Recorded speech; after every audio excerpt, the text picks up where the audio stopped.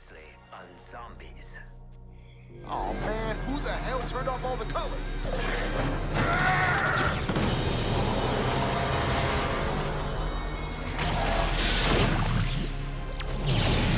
A spaceship? Who the hell's flying this thing? Yeah, cause it ain't me. Must be on some kind of autopilot or some shit. Where the hell are we, and where is this thing? What's going on, everyone? My name is Cynic, and as all of you guys know, Retribution, or the fourth and final DLC to finally close off Infinite Warfare's life cycle, was officially released last night at midnight. Some people have been playing the map since its official launch time. Other people are barely coming around to playing the map. Unfortunately, for those of you on Xbox and PC, you guys are gonna have to wait another 30 days, but don't worry, you guys aren't missing anything special, at least not in my personal opinion. Now, in today's video, we're not going to have a full-blown review, or what I normally like to do when Infinite Warfare drops a DLC is talk about the 5 biggest problems inside of that map. We're not going to be doing that today because the Beast from Beyond still has a lot of things yet to be discovered. The main Easter egg, how to double pack a punch, and how to acquire the Entangler are the 3 main things off the top of my head. So because of those things haven't been discovered, and I feel like they're very vital aspects to getting the entire feel for the map and deliver a full-blown review, we're not going to be doing a review, more or less talking about my first impressions, some issues I had with the map from the start, as well as just some issues I have with the map in general. Hopefully some of these things get fixed, although I strongly doubt they're going to, as I feel like those kind of contradict the vision that Infinity Ward had for this map, whatever the fuck that might have been. But anyways, let's get into the video itself. So let's start off on what everyone has issues with, and that's with how this map starts off. So in case you guys haven't played it yet, or in case you guys are the ones that are getting the finger and are stuck on Xbox, so you start the map off with the OSA. You don't have the Kindles, you have the OSA, and you're stuck facing cryptids. Now, this sucks for multiple reasons. The OSA does not hold ammo for shit. By the 4th or 5th round, you will be completely out of ammo, and that's even after conserving your shots, and that's also with extended mag equipped. The cryptids are shit for points, and Infinity Ward decided to bring back everything we loved inside Attack the Radioactive Thing, which was a lot of doors, and each door being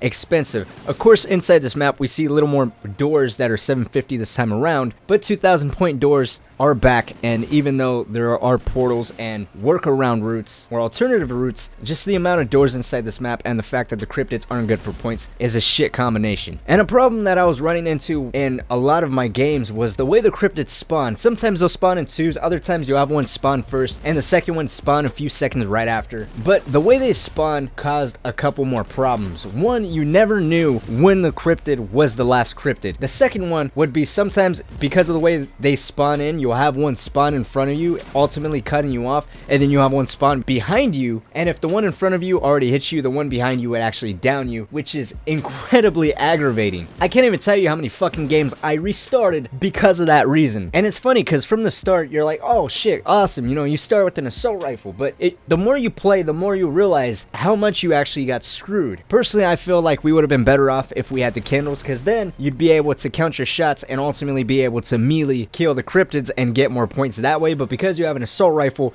you either shoot too many shots, ultimately killing the cryptid and ripping yourself off of points. You can't manage your shots or bullets because you're playing with OSA, which is horrible on bullets and has shit recoil. So it's just kind of a bad start. Not to mention, the cryptids aren't considered a special zombie or a special round until power is turned on. So you're not going to be receiving any type of max ammo or any power drop for that matter. At least I didn't experience any until power was finally turned on, which sucks. I also noticed that when trying to devise a proper method of getting power turned on as quickly as possible without running the risk of getting down and ultimately restarting my game, I noticed that if you train one cryptid and if you keep it alive for a little bit, more cryptids will automatically spawn. And I can't tell you how many times I had one, made my way halfway towards power, turned around, and all of a sudden I have 8 and there's still more spawning, which you already know adds to the level of frustration whenever it comes to turning on power as easily as possible. So in short, the hardest part of the map is definitely in the beginning. Once you turn on power and open up Pack-a-Punch, I want to say it's smooth sailing, but I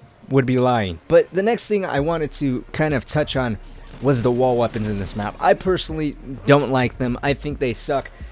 Whenever it comes to wall weapons, it's subjective. I give Infinity Ward credit, hands down, for adding a level of variety. So we have new weapons like the Proteus, the X-Eon, the Stallion 44, G-Rail, R3K, and VPR. I may be missing a few, but that's the majority of them that are brand new as wall weapons, and I give Infinity Ward credit for definitely spicing up the wall weapons, something that I never seen Treyarch do, especially not when it came to Black Ops 3. So variety, I love the fact that they brought that over into DLC4. However, I feel like none of the weapons carry the amount of power necessary to really be able to pull your own weight inside this map. Of course, these things may be different once double pack punch is open, but as of right now, with weapons single pack like the R3K and VPR, which at first glance seem to be very good, but as the game progresses, you'll realize that they're really not that good of wall weapons, at least not in terms of the enemies that you're facing inside of DLC4. The VPR is good, don't get me wrong. It's just the biggest drawback is its ammunition, and you're gonna constantly be having to buy ammo. But if that's not a problem, then I guess it's still a solid, amazing wall weapon if you want to go that far and say it. So the last thing I wanted to talk about is the special rounds inside of the Beast from Beyond. So in the previous films like Zombies in Spaceland, for instance, we faced clowns. Raven the Redwoods, Bigfoot, Shallon, Shuffle, Ninja Zombies, Attack of the Radioactive Thing, we face Krogs. Inside the Beast from Beyond, I have not faced any Krogs yet. I faced the Slasher from Raven the Redwoods, seen some Rave Zombies, Army Zombies from Attack of the Radioactive Thing, and I faced Clowns. But the point is, the thing that I want to get to is the special rounds inside of the Beast from Beyond, as there seems to be a wide variation on what you'll see inside the special rounds, and it's weird because it seems like you can change in the middle of the same round. So at the beginning, you may be facing just Shallon Shuffle Zombies, and then all of a sudden, you'll be facing Shallon Shuffle Zombies, regular cryptids from the start of the game, and clowns from Zombies in Spaceland. Other times, instead of making the gradual transition, you'll be facing clowns, ninja zombies, and cryptids from the start. And there was even a time where I faced these three on top of the Slasher from Raven the Redwoods.